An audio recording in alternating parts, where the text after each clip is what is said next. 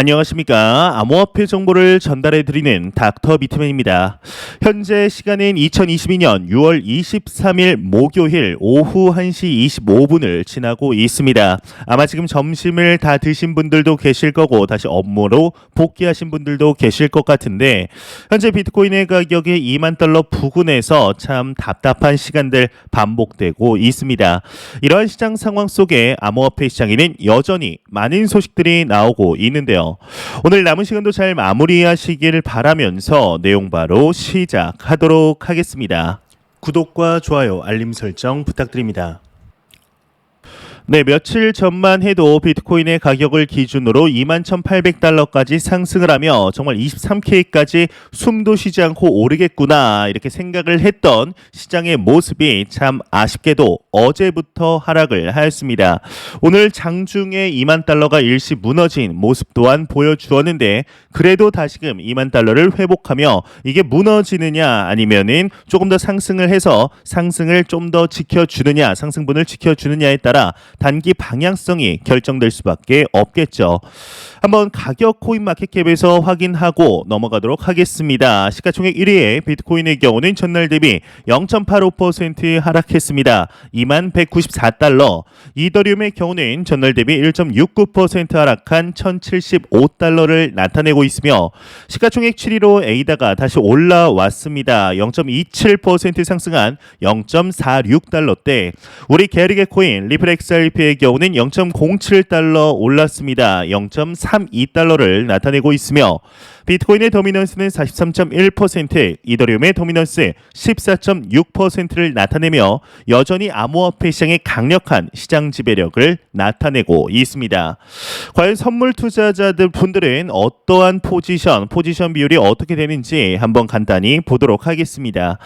일단 비트코인의 경우는 롱 포지션이 62%를 나타내고 있으며 이더리움의 경우 또한 롱 포지션이 다소 우위를 점하고 있습니다. 60.03%, 리플 XRP의 경우도 53.01% 롱 포지션이 점유를 하고 있습니다. 이제 단기적으로 더욱 상승할 때가 된 것 같다. 이제는 올라주자라는 이제 마음을 가진 선물 투자자분들이 많지 않으신가 생각이 드는데요. 하지만 여전히 암호화폐 시장이 침체된 분위기 부정할 수가 없겠죠. 이러한 시장의 분위기 속에 단기 분석들 좀 부정적인 분석들 나올 수밖에는 없는 것으로 보이는데요. 이제 새로운 워렌 버핏이라고 불리우는 세스 클라만이라는 투자자 분의 경우는 암호화폐가 기술자들의 캣닙이다라는 이야기를 했습니다. 이게 캣닙이 어떻게 보면 뭐 이거 잘못 오탄한 것 아닌가 쉽게 생각이 들 수가 있는데 이 캣닙이라는 것이 고양이들이 좋아하는 풀을 이제 줄여서 영어로 캣닙이라고 합니다. 이제 왜 열광하는지 모르겠다라고 이야기를 했는데 한번 내용을 조금 더 보게 되면 나는 암호화폐의 핵심이 무엇인지 도저히 알 수가 없다. 마치 기술자들을 위한 방금 말씀드린 캣닙인 것처럼만 느껴진다. 암호화폐를 채굴하기 위해서 아이슬란드의 연간 전력 소비량보다 더 많은 에너지를 사용하고 있다는 건 납득하기가 어렵다. 어째서 10종에서 50종에 달하는 서로 다른 암호화폐가 필요한 것인지도 이해할 수가 없고 암호화폐는 누구도 소유할 필요가 없으며 결국에는 눈물로 끝맺을 것 같다. 암호화폐는 불확실성이 너무 많다. 이렇게 이야기를 했습니다. 지금 이제 보시는 인물이 방금 말씀드린 새로운 워렌 버핏이라고 불리우는 세스 클라만이라는 분입니다. 가치 투자에 이제 떠오르는 신흥 대가로 나중에 길이길이 또 이렇게 역사 속에 전설적인 투자자라고 한다면 이름이 적힐 만한 분이라고 하는데요. 이분의 경우는 2018년 지난 4년 전부터 이 비트코인은 투기다, 도박이다, 가치가 없다라고 계속해서 언급하던 대표적인 인물이었습니다. 여러분들은 이 분이 이제 언급한 것에 대해서 어떻게 생각하시나요? 저는 개인적으로 100% 당연히 반박을 할 수가 있습니다.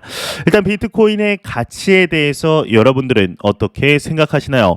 저는 비트코인이 이제 가지고 있는 가장 중요한 가치는 일단 탈중앙화가 있겠죠. 탈중앙화적인 시스템보다 개인적으로는 이 기능이 더욱더 크다고 생각을 합니다. 바로 무엇이냐? 채굴을 통해서 전기 에너지, 잉여 전기 에너지를 금융 에너지로 바꿔서 국경 없이 전 세계 어디나 아주 저렴한 수수료로 전통 금융권과는 비교도 안 되는 속도와 비용을 절감하면서 보낼 수가 있다는 것이 완연한 인터넷 머니가 탄생을 했다는 것이 가장 큰 혁신적인 기술로 보이고 있습니다. 이것은 단순히 인터넷 뱅킹, 이제 농협이나 신한에서 이렇게 자금 이체하는 것과는 전혀 다른 개념이죠. 현재 이렇게 암호화폐 시장에 가치가 없다라고 이야기를 하는 분들의 대부분을 보게 되면 지난 2018년 때 이제 초강세장 당시 암호화폐 시장이 전 세계적인 관심을 받았을 때 그때는 정말 이 비트코인이 도박이라는 인식이 지금보다 한 10배, 20배는 강했었죠. 그때의 인식이 멈춰 있는 분들이 참 많은 것 같다. 그 이후로 딱히 이 시장에 대해서 알아보려고 하지 않은 분들이 이러한 언급을 하는 것을 확인할 수가 있습니다. 심지어 이제 마이크로소프트의 창업자인 빌 게이츠의 경우 또한 이 비트코인에 대해서 엄청나게 비난을 했었지만 시간이 지남에 따라 그래도 좀 지켜볼 만한 필요성은 있는 것 같다라며 조금 우회적인 기조를 보였던 것을 보게 되면은 전통 자산군에서 큰 성공을 거둔 이제 할아버지들이 많은 이러한 이야기를 하지 않나 싶습니다. 이의 대표적인 인물이 이제 워렌 버핏과 찰리 멍거가 있죠. 이러한 소식과 더불어서 CNBC의 매드머니 진행자 짐 크레이머의 경우는 비트코인이 다음 이제 몇 달간 랠리를 펼칠 것 같은데 그럼에도 이제 전고점은 못 닿을 것 같다라는 이야기를 하였습니다. 이에는 이제 글로벌 매크로적인 경제 상황이 당연히 한 몫을 할 텐데요. 이 짐 크레이머의 경우는 얼마 전에 이제 6월 18일 지금으로부터 한 5일 전에는 비트코인이 12,000달러까지 떨어질 것이다라고 이야기를 하고 5일 만에 비트코인이 다음 몇 달간 랠리를 할 것이다라고 이야기를 한 것을 보면 비트코인이 조금 상승할 것 같으면은 더 이제 상승할 것 같다. 하락하면은 더 하락할 것 같다라고 그냥 가볍게 이야기를 하는 것이 아닐까 싶습니다. 이 소식과 더불어서 이제 얼마 전 일론 머스크가 도지코인에 대해서 테슬라 결제를 진행하겠다라고 이야기를 하였는데 이에 하나의 보고서가 공개가 되었습니다. 이 도지코인을 이용한 불법 행위 사용 사례가 현재 급증하고 있는데 내용을 보게 되면 도지코인이 밈코인으로 개발이 되었지만 일론 머스크가 테슬라, 스페이스X 등의 도지코인 결제 도입을 언급하면서 코인의 가치가 크게 증가했다. 이에 따라 코인의 출처 및 결제 상대방에 대한 정보를 검증해야 할 필요성이 커졌다라고 이야기를 하고 있습니다. 일단 물론 제가 사용하고 있는 강아지 캐릭터가 어떻게 우연치 않게도 이 도지코인이 급상승하기 전부터 사용했던 시바견 캐릭터인데 이걸 보시고 너 이거 닥터비트맨 이거 그 도지코인 유튜버 아니냐라고 말씀하시는 분들이 꽤 계십니다. 하지만 제가 매 영상에서 이제 자주 밝혔었지만 저는 도지코인을 하나도 들고 있지 않는데요. 이제 그에 대해서는 이 도지코인이 왜 상승하는지 제가 100% 이해를 하지 못했기 때문에 이제 들고 있지는 않습니다. 그냥 차라리 비트코인과 이더리움, XRP에 나눠서 분산 투자를 하는 것이 좋지 않을까 하는 이런 마음이 아직까지도 있긴 있는데요. 일단 이걸 보게 되면 이 도지코인을 보게 되면 과거 비트코인이 좀 떠오르는 이런 기사인 것 같습니다. 비트코인의 경우 또한 이제 실크로드나 이런 불법 사이트에서 익명성을 강조를 해서 이렇게 자금 이체 추적을 방지하기 위해 비트코인의 사용 사례가 증가를 했었죠. 이제 최근 들어서는 이러한 추적 시스템이 많이 업그레이드가 되었기 때문에 다소 줄어든 상황인데 이 기사를 보면서 이제 과거 비트코인이 좀 떠올랐다라고 생각이 들었습니다. 이 소식과 더불어서 이제 단기 가격 분석들 지속적으로 나오고 있습니다. 일단 하나의 분석이 나왔는데 마크 뉴턴 펀드 스트레스의 글로벌 어드바이저스 기술 전략 실장이 22일 블룸버그와의 인터뷰를 통해서 비트코인이 최근 저점을 다시 한번 테스트를 하려면 일단 기술적으로 보았을 때는 24,800달러까지의 상승이 전제 조건이다라는 언급을 하였습니다. 또 추가적으로 비트코인은 이미 한 차례 바닥을 경험하고 반등했지만 아마 그때의 바닥이 진짜 바닥은 아닐 것이다 라고 덧붙였는데, 이 말인 즉슨 일단 24,800달러까지 이제 상승을 하면은 그 이후에 더 하락할, 그러니까 커뮤니티에서 나오는 얘기를 빌려보면 번지 점프대를 만들 이럴 가능성도 높다라면서 이제 중단기적으로 부정적인 분석들 계속해서 나오고 있습니다. 이 소식과 더불어 이제 심심하면 한 번씩 나오는 국가이죠. 이 중국에서 다시 한번 조동아리를 열었습니다. 이 비트코인에 대해서 이미 충분하게 내재 가치가 없다를 넘어서 이제 정부가 나서서 채굴을 사업을 완전히 도태 산업으로 진정을 하면, 진정이 아니죠, 지정을 하면 이렇게 암호화폐 시장을 죽이려는 이러한 온갖 노력들을 하는 대표 국가인데, 다시 한번 중국의 미디어가 비트코인은 내재 가치가 없다, 가격은 제로로 폭락할 가능성이 충분히 있다라는 이야기를 하였는데요. 내용을 보게 되면 미디어가 이렇게 이야기를 했다고 합니다. 비트코인은 일련의 디지털 코드에 불과하다. 마치 이게 이제 워렌 버핏이 이야기를 했던 이 비트코인 암호화폐는 그 엑셀 데이터 쪼가리랑 차이가 없다라고 이야기를 한 것과 좀 겹쳐 보이는데, 투자자의 신뢰를 잃으면 사실상 무가치해질 것이다. 암호화폐 시장은 조작으로 가득 차 있다, 이렇게 전했다고 합니다. 그런데 참 아이러니한 게 앞뒤가 안 맞는 것이, 이 중국의 경우는 현재 채굴 해시레이트 부분 국가 경쟁에서 이제 전 세계 2위를 차지하고 있죠. 그렇게 채굴을 금지했는데도 전 세계 2위에 지금 해시레이트를 차지하고 있다는 것이 과연 정부의 힘 없이 그것이 가능할까? 뒤에서는 코인을 채굴하고 있는 것이 아닌가 하는 합리적인 의심이 들 수밖에 없는 것으로 보입니다. 그렇기 때문에 이제 일각에서는 중국이 뒤에서 계속 비트코인을 모으고 있고 한 내년 정도의 경제가 다시 회복할 때 암호화폐 시장으로 복귀할 가능성이 무궁무진하다라고 바라보고 있는데, 저도 이에 대해서는 어느 정도 동감하고 있는 상태입니다. 예, 이제 암호화폐 거래소 AEX라는 거래소에서 연금리 20.5%의 테더, 이제 USDT 스테이블 코인의 스테이킹 상품을 출시했다고 합니다. 이제 이걸 보면서 당연히 여러분들도 생각나시는 게 하나 있으실 겁니다. 바로 루나 사태이죠.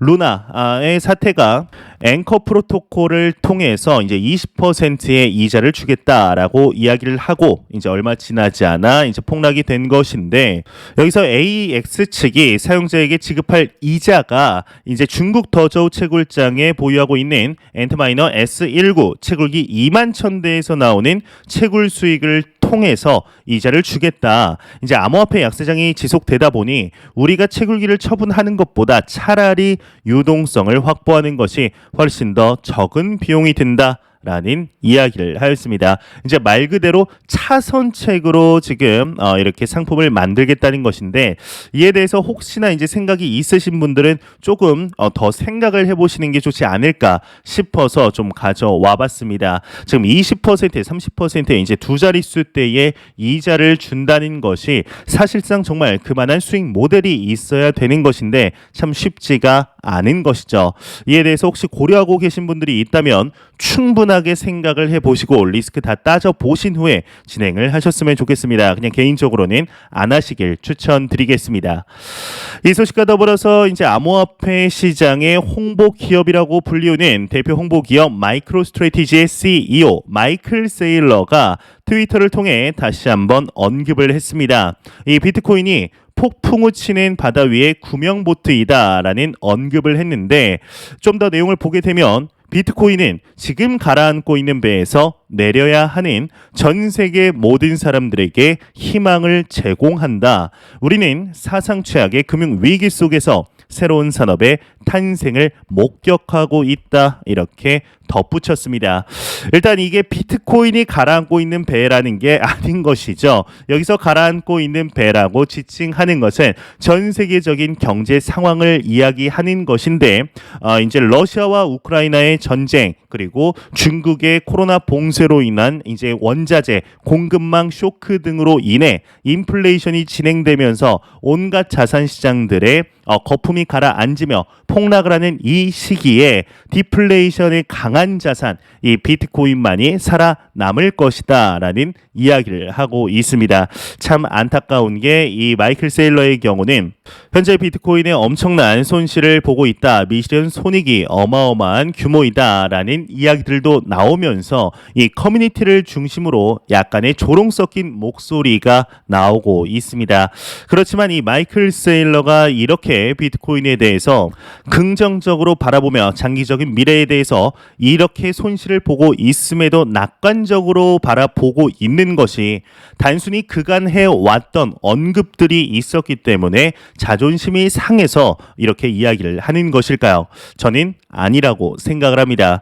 이 마이클 세일러의 경우는 전 세계적인 사업가이죠. 이 사업가들의 경우는 돈에 의해서 움직이게 됩니다. 수익이 나지 않을 거라 생각을 한다면 절대로 시간과 돈을 쓰지 않죠. 하지만 현재 시간 고생, 마음 고생, 돈 고생 다 하고 있는 중이지만 그럼에도 이 비트코인에 가지고 있는 내재 가치, 미래의 잠재적인 가치가 이러한 것을 충분히 견딜만 하기 때문에 그리고 여태까지 본인이 해왔던 투자의 수익 방법이 요래왔고 장기적으로 보유하는 것이었고 틀리지 않았었기 때문에 지속할 수 있다라고 바라보고 있습니다.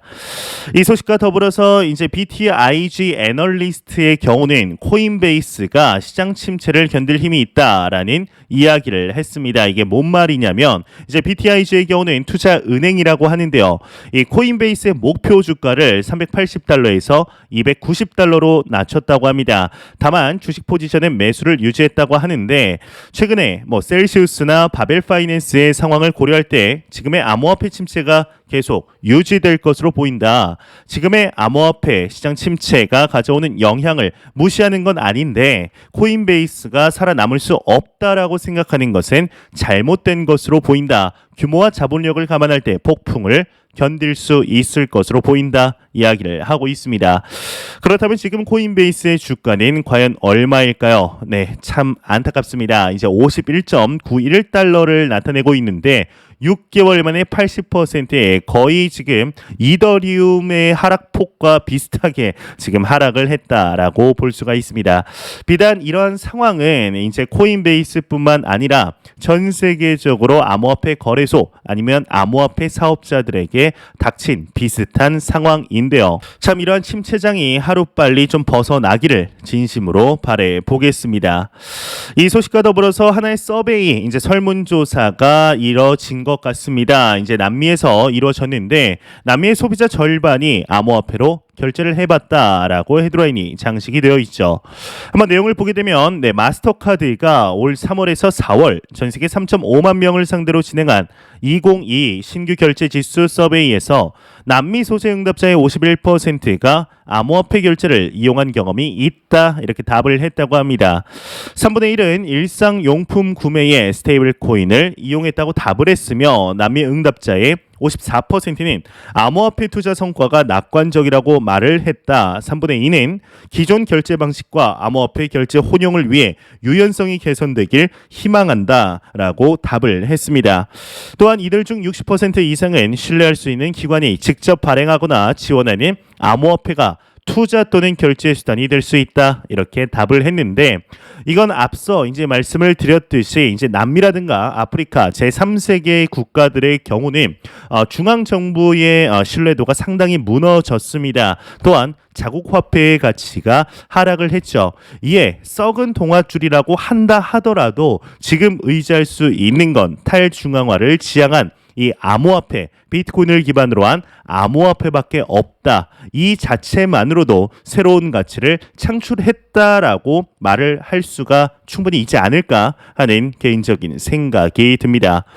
이 소식과 더불어서 최근 제롬 파월이 이제 한 미국 상원 청문회에 참석해서 암호화폐 시장에 대해서 더 나은 규제가 필요하다라는 언급을 했다고 합니다. 그러면서 추가적으로 지금까지 암호화폐의 급격한 하락이 거시적으로 실물 경제에 끼친 영향은 딱히 없는 것 같다라고 이야기를 하고 있는데요.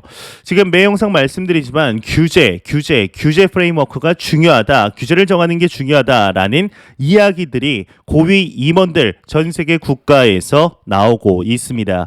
그만큼 규제가 정해지게 된다면 이 암호화폐 시장의 안정성 또한 올라가며 지금까지 볼 수 없었던 대규모 자금의 이동을 유동성 자금의 유입을 충분히 기대할 수 있을 것으로 보이는데요. 예, 한 미 SEC 위원 이제 크립토맘이라고 불리우는 헤스터 피어스 위원이 SEC에 대해서 약간 비판을 했습니다. SEC가 하는 꼴을 보니까 암호화폐 규제 마련은 좀 뒷전이고 규제 속도도 좀 높일 필요가 있다라고 이렇게 헤드라인이 장식이 되어 있죠. 이제 내용을 보게 되면은 SEC의 규제 마련 목록엔 암호화폐에 대한 명확한 언급은 없었지만 제한된 규칙 중 하나인 거래소법 개정 안에서 표시되지 않은 백도어를 통해 암호화폐 프로토콜 및 플랫폼을 규제할 수 있다는 내용이 포함되어 있다. SEC는 지금 권한 밖의 핫 버튼, 즉 민감한 이슈들에만 초점을 맞추며 암호화폐 규제는 뒷전으로 미뤄뒀다.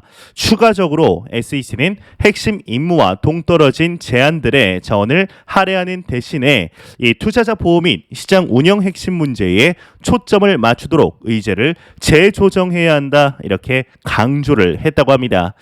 아마 이 내용을 보시는 많은 분들이 이에 대해서는 100번 공감하시지 않으실까 싶습니다.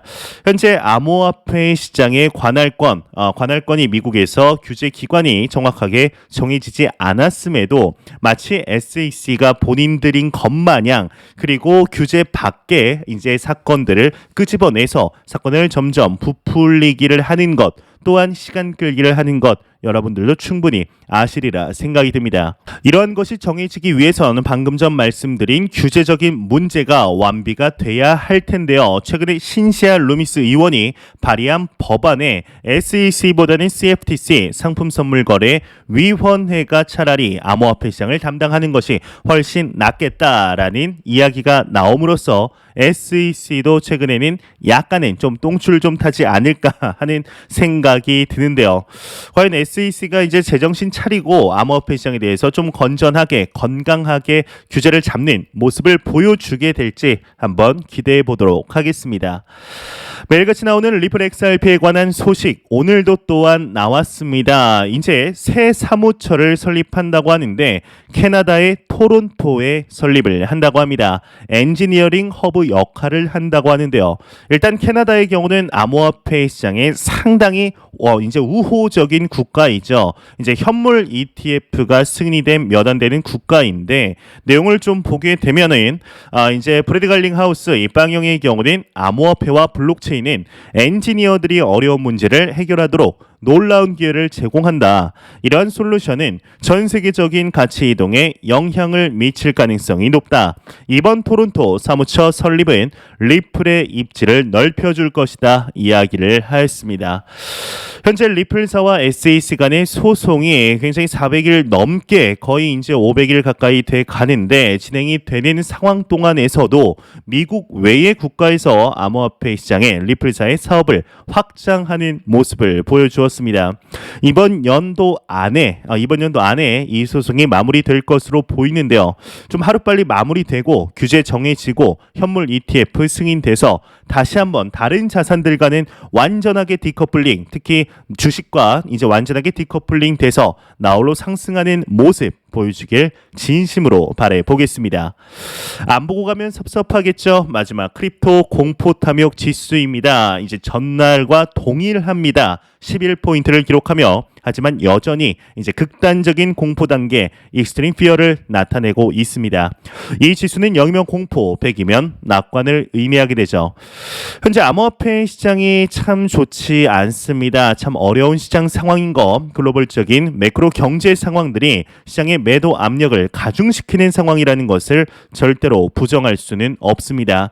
하지만 우리는 명확하게 알고 진행을 해야 한다고 생각을 합니다. 과연 3년 뒤에도 이 시장이 지금보다 더 작아질까 아니면은 더욱 확장될 수밖에 없는가에 대해서 내가 투자한 자산에 이제 공부를 하는 시간을 충분히 할애해야 한다고 생각을 하는데요.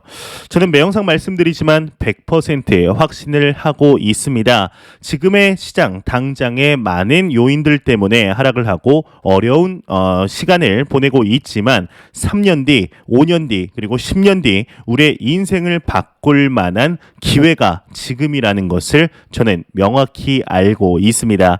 제가 2017년, 2018년 때 투자를 이제 진행을 했을 때 참 아쉬웠던 것이 그때 한 번에 이제 넣지 않고 계속해서 분할 매수로 이제 매월 이렇게 현금 흐름을 통해서 투자를 했다면 어쩌면 지금보다 조금 더 큰 자산을 형성할 수 있지 않았을까 하는 생각이 들었었는데 저는 다시 한번 기회가 왔다고 생각을 합니다. 그렇기 때문에 제가 할 수 있는 한 또 여유 자금으로 절대 대출 안 받고 여유 자금으로 계속해서 분할 투자를 하고 있는데요.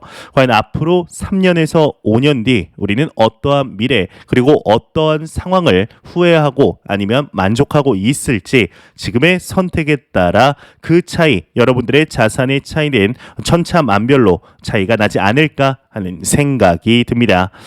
절대로 매 영상 말씀드리지만 이제 단기적인 시각이 아니라 장기적인 시각으로 또한 여유 자금으로 투자하시길 진심으로 바라보겠습니다. 제가 준비해온 소식 여기까지입니다. 영상 도움이 되셨다면 구독과 좋아요 그리고 광고 한 편만 처음부터 끝까지 시청 부탁드립니다. 이 채널은 오직 광고 수익으로 운영이 되게 됩니다. 항상 영상 시청해 주시는 시청자분들, 구독자분들 너무나 감사드립니다. 오늘 남은 시간 잘 마무리하시길 바라면서 저는 더욱 도움이 되는 영상으로 저녁 시간 한 7시, 8시쯤에 찾아뵙도록 하겠습니다. 지금까지 닥터 비트맨이었습니다. 감사합니다.